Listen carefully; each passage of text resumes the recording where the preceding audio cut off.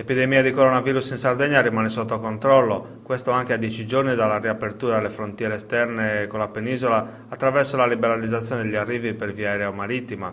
Da domenica si è registrato l'incremento di un'unità sul totale dei positivi, segno questo che la diffusione del virus rimane limitata e al momento l'arrivo di persone dalla penisola non ha modificato il quadro complessivo dell'andamento dell'epidemia.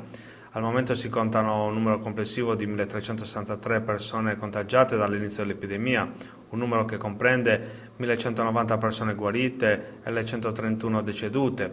Nell'isola sono 42 le persone attualmente positive, una è in terapia intensiva, 10 sono ricoverate con sintomi, 31 in isolamento domiciliare.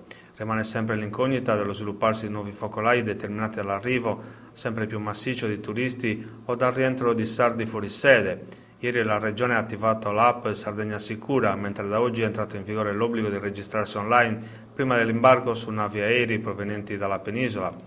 Nei giorni scorsi diversi disagi e incomprensioni sono registrati tra passeggeri e autorità portuali e aeroportuali sulla questione dell'autocertificazione. La Regione insiste nel voler registrare gli arrivi nell'isola al fine di avere un quadro aggiornato della situazione e avere la possibilità di intervenire tempestivamente in caso di nuovi casi di coronavirus, isolando i soggetti positivi e i loro contatti. Col progredire della stagione turistica e l'intensificarsi degli arrivi anche dall'estero, occorrerà vigilare per far rispettare le norme di distanziamento sociale ancora in vigore e le imposizioni che sono presenti sia alle attività ricettive che ai singoli cittadini. Questo al fine di evitare che la Sardegna si trovi in piena estate a gestire un'emergenza sanitaria peggiore di quella vissuta durante il lockdown.